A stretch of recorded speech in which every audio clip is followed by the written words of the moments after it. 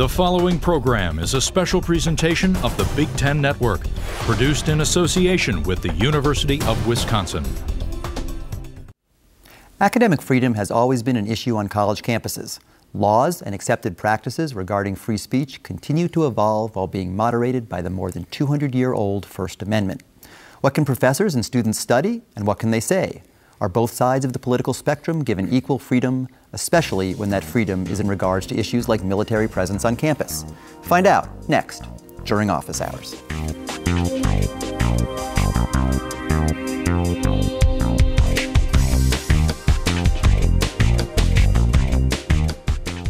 Hi, I'm Ken Goldstein, professor of political science at the University of Wisconsin-Madison. Joining me today is Don Downs, professor of political science, law, and journalism, and expert on First Amendment rights and academic freedom.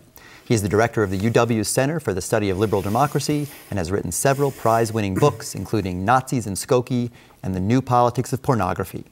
Professor Downs is author of the forthcoming Arms in the University, Military Presence, and the Civic Education of Non-Military Students. Don, welcome to Office Good afternoon, Hours. Ken. How are you? Appreciate you coming by today.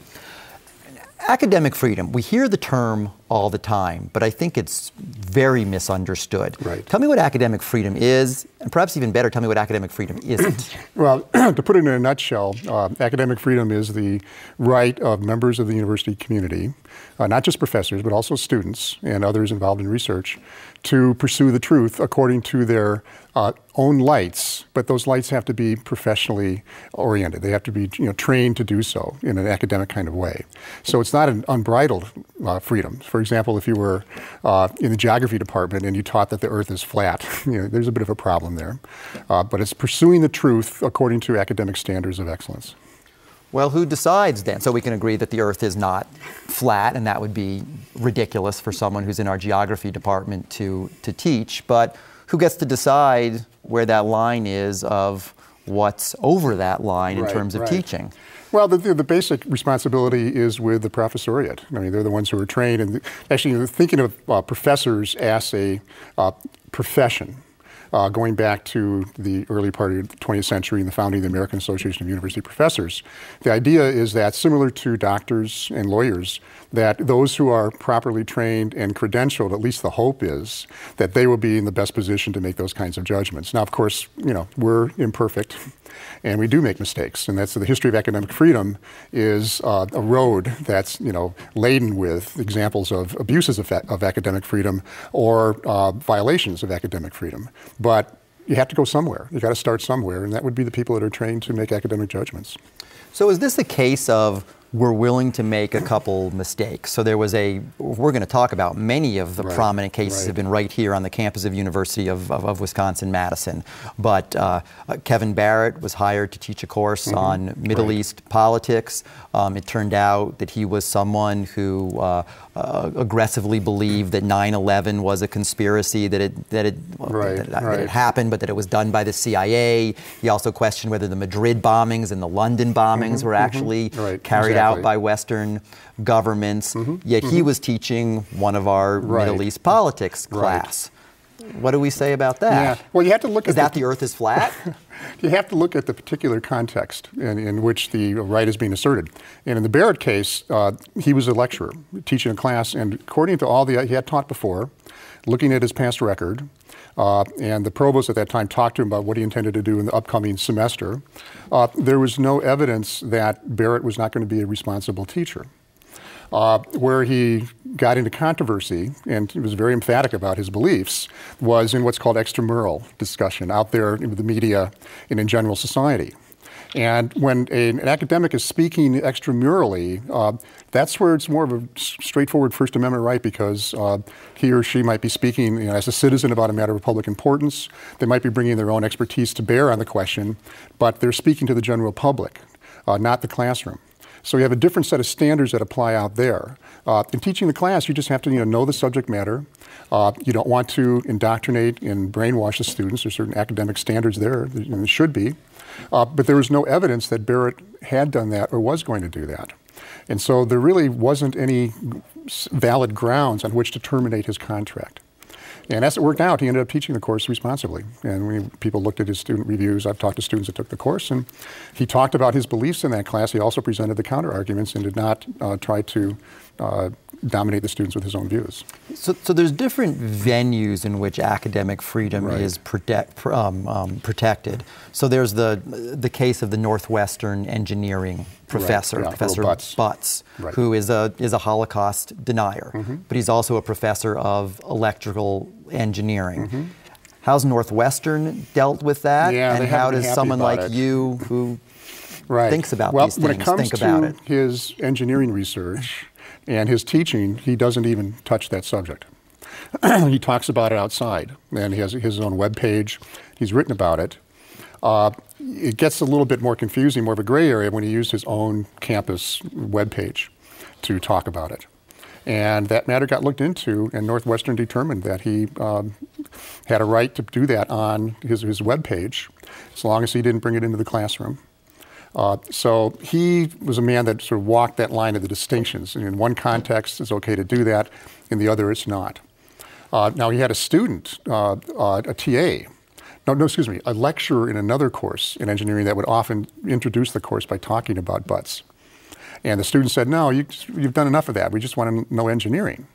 And he was told to stop talking about Butts in that context, and he refused, and he never got another contract, because he was using his classroom time to deal with that issue, which Butts never did. Don Downs joining us on Office Hours, talking about academic freedom on modern university campuses. Please stay with us on Office Hours.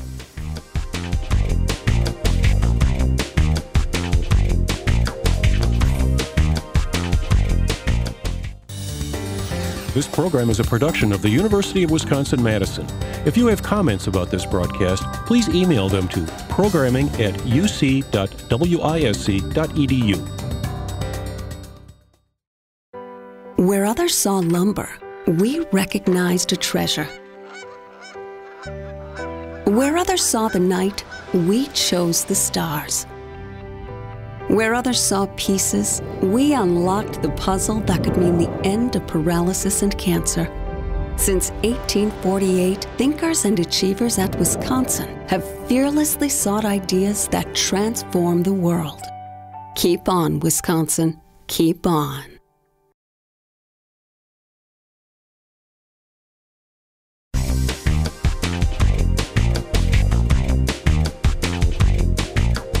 Welcome back to Office Hours. I'm here with Don Downs from the Department of Political Science at UW-Madison, talking about issues in academic freedom. So Don, you're someone who's studied this for quite some time, who's been on college campuses.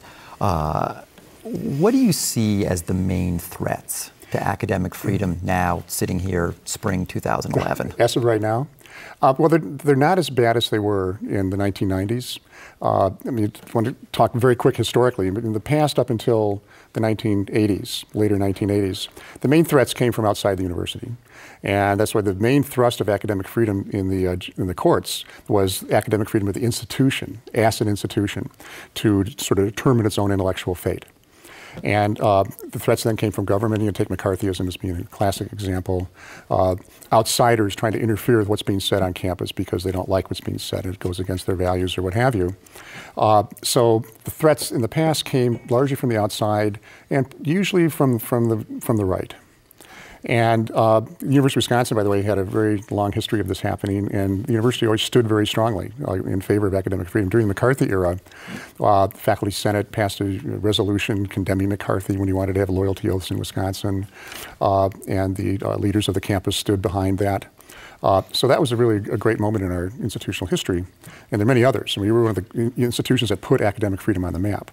Then, starting in the 1980s, with the rise of sort of beginnings of so-called political correctness and things like that, the threats started coming more from inside. And it was all usually well-intentioned, you know, trying to promote sensitivity towards students, especially those with diverse backgrounds. An agenda that I certainly agreed with, but the means that were used were often things like speech codes, overly broad harassment codes, and we had several cases in Wisconsin where applications of such things were very questionable and tended to be used against people that had more traditional or conservative views. So that was a more difficult issue to deal with because the problem came from within, and so the problem is been sort of pushed by your colleagues. And it's a trickier, more sensitive kind of issue to deal with. But it can be just as detrimental. I remember back in the late 1980s, in early 90s, I had colleagues that said, teaching in class, we were like walking on eggshells. You're afraid of saying anything that might offend a student that could then get reported. So here at the university, we mobilized and had a free speech campaign that did away with some of the speech codes. And that sort of eliminated that threat. But then starting in the 2000s, the old source of threat started coming back from the outside. The legislature here threatening to cut off money because of Kevin Barrett. Ward Churchill, the notorious guy that said that, University of Colorado. Yeah, who was ultimately fired on grounds of academic fraud or plagiarism, had written about 9/11 and saying that the towers, it was good that they were bombed because they consisted of little Eichmanns and things like that. It was really pretty ridiculous stuff. And he gave a talk down at Whitewater. And he was invited in by a student group. And the legislature threatened to cut off money, too, for that. And then you have a national organization headed by David Horowitz, who was involved in a really important issue here back in early 2001 over an advertisement that the Herald published.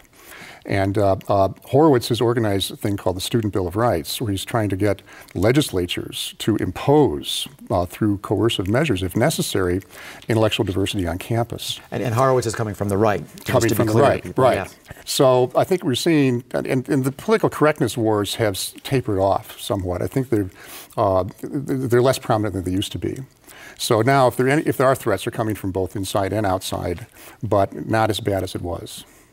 When you think about an atmosphere or a climate in class, I was speaking with someone and he was talking about how, a couple of weeks ago, how his daughter didn't feel comfortable in a class. Mm-hmm. And I remember thinking, well, there's certain things that would be awful if she didn't feel comfortable about it. On the other hand, is it our role as professors to make someone feel intellectually comfortable? Exactly. You want to challenge them all the time.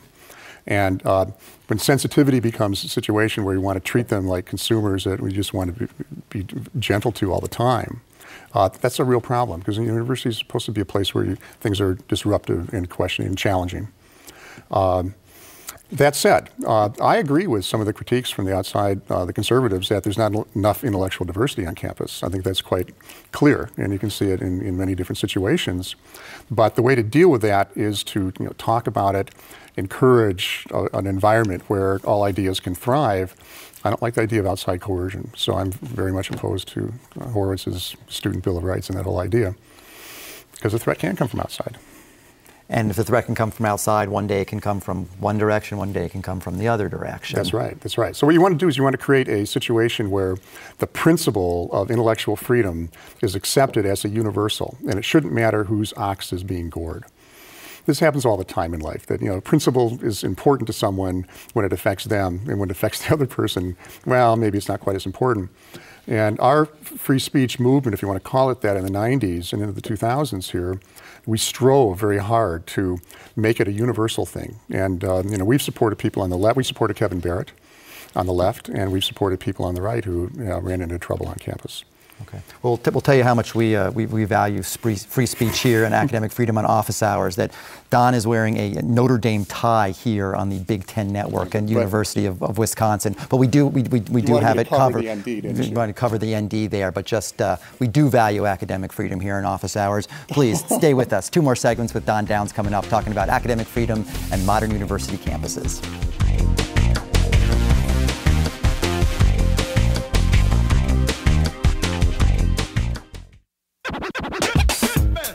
Great People is our campaign for need-based scholarship aid. It's the key to the long-term well-being of the university as a whole.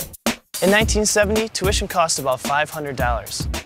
Today, it's about $9,000. We don't want UW-Madison to be a university that is deemed to be out of reach. The Great People Scholarship gives students a chance to succeed in life. Support the Great People Scholarship. Visit uwgreatpeople.org.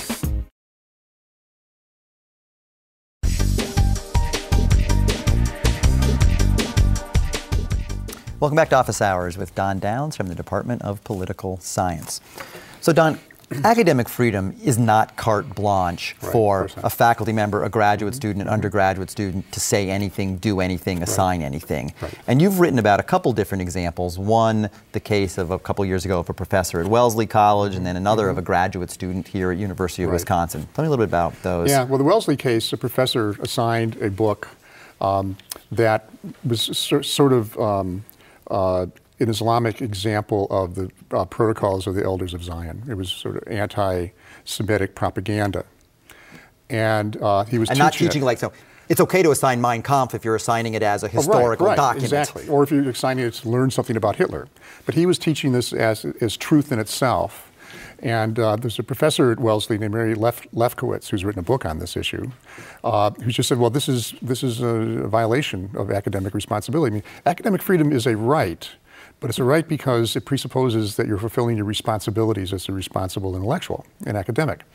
And so she pushed the issue through the university political system, et cetera, for quite a while, and eventually he ended up not teaching that. Now, I'm a little concerned about that because I don't want colleagues looking over my shoulder at books that I assign, and especially in a highly politicized kind of environment like we had in the 1990s.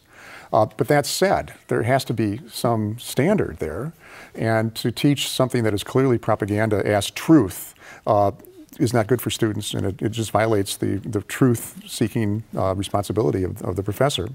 So I think that would cross a line. Now, if you taught it, like you said, as an example of history, an example of propaganda, or something like that, then that's a whole different issue. But if you teach it as the blatant truth or the pure truth, that's a problem. We had another example here on campus where a graduate student, I think it was in my department, would just make gratuitous comments against Catholicism. There was a student in the class that would wear a cross to class, and he would just spend a few minutes or a minute or two making fun of her religion for no reason. And that's not even a close call, no, right? No, that's gratuitous offense, all right? Now, supposing they were having a discussion about Catholicism, and students said some negative things, and then the TA was asked, okay, what's your opinion or something? I think that a TA should have the right in that context to say something negative about Catholicism, because otherwise you wouldn't have academic freedom. If you said something positive, no one would get upset. Well, if you can say something positive, you also have to be able to say something negative. But in that case, that would be a matter of intellectual honesty rather than gratuitous offense. So at least one normative line is the difference between offending someone because of an intellectually honest statement that you might even know would offend, as opposed to offending for offense's sake. Now, that doesn't mean we should have a speech code that punishes gratuitous offense, except in very special, more extreme cases. But as a principle, that's the dividing line there, I think. Okay. Please stay with us. Don Downs joining us on Office Hours, talking about academic freedom.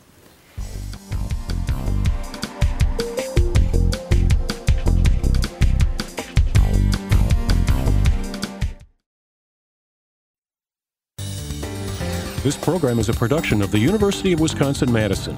If you have comments about this broadcast, please email them to programming@uc.wisc.edu. Welcome back to Office Hours. I'm here with Don Downs from the Department of Political Science. So Don, we were talking about academic freedom and where you see the threats to academic freedom down the line. And one thing you've said and you've been concerned about is the lack of diversity on college campuses, or the lack of people being able to voice that diversity. Right, intellectual diversity. Intellectual diversity. And one area where we see that is been the debate over ROTC on campus. There seems to be lots of misinformation about that. Were they banned on the Ivy League? Were they not banned on the Ivy League? Why were they banned on the Ivy League? Did it have anything to do with don't ask, don't tell? Tell me a little bit about that and how that plays into these issues. Yeah, well, originally it was banned. Originally, ROTC was dropped at many schools because of the Vietnam War and pressures attendant to that. And also, but there's another set of concerns about academic standards. And over the years, ROTC kept beefing up its academic standards, but as universities became even more professionally research-oriented and things like that, the standards kept getting higher and higher. And so there was a mismatch between the quality of ROTC courses and those at the university in general. So back in the late 60s, it was two things going on. It was really kind of hard to disentangle them. A lot of pressure and I've looked at some of the research at some of the Ivy League schools in particular, because that's the schools that had the biggest exodus of ROTC. Tremendous amount of political pressure. Anyone that's been around, was around in the late 60s and was part of that understands what I'm talking about. But you also had valid academic concerns. And which one was primary, which one was secondary, that depends on the situation. I think they were both going on. But that said, those academic concerns have been around a long time before, and ROTC had stayed. So I think the political pressures did have a lot to do with it. Universities then, what they often did was set high standards at that time, and standards about university control. It wasn't just about the quality of the courses and the instructors, it was also about the university having more control over what was taught. Because the military in Washington had more to say with what was taught than the university itself. They set standards that they probably knew the military at that time could not meet. And so the military then would leave. Now, whether that was banishment or something else is another question. It's an open debate. But now, after 9/11, there's been more push on Ivy League campuses and other campuses that lost these programs back then to bring it back in some form or other. In the meantime, a lot has changed. The military's changed. It's sort of moved these programs more to the Midwest and the South. It's part of a more general orientation of the military toward those regions. And you've argued that it's a bad thing that ROTC is not on elite campuses, both for what the military learns and what students at those campuses learn. Well, you want the military to represent the people, and that, on one hand, that's a way of maintaining civilian control and contact with the military, and on the other hand, it makes it a more representative civic institution. And the more that it's, especially with the advent of the all-volunteer force, the military has become more separated from certain aspects of general society, especially elite institutions. And I think that's a problem, A, for the military, because it's less of the presence of the university in the military. And second of all, it's a problem for universities themselves because they lose contact with the military, and that's an important institution to know about for a variety of reasons that we get into in the book. And there's a real difference in both. I mean, I remember walking on Harvard's campus a couple years ago and walking to the chapel and looking at the number of people who've been killed in previous wars, and it's not very many recently. It's a whole different situation now, and the alienation, but the elite of this country have essentially gone AWOL from the military. And I think that's a problem for civic citizenship. I think it's a civic scandal. And so bringing ROTC back to some of these campuses and renewing that kind of relationship, also in the form of teaching military history as a subject matter, which the book talks about the decline of military history as a discipline after 1970s. And sort of studying those kinds of issues more, I think, would help bridge that gap. Quickly tell us the name of the book again, which will be coming out in the next year or two. Well, it's called Arms in the University, Military Presence in the Civic Education of Non-Military Students. Excellent. Don, thanks for joining us on Office Hours. Thanks to all of you for joining us today. Don't forget, Office Hours is on the web via our university website, Facebook, or Twitter. Take a look and let us know your thoughts. From the University of Wisconsin-Madison, this has been Office Hours. Thanks for stopping by.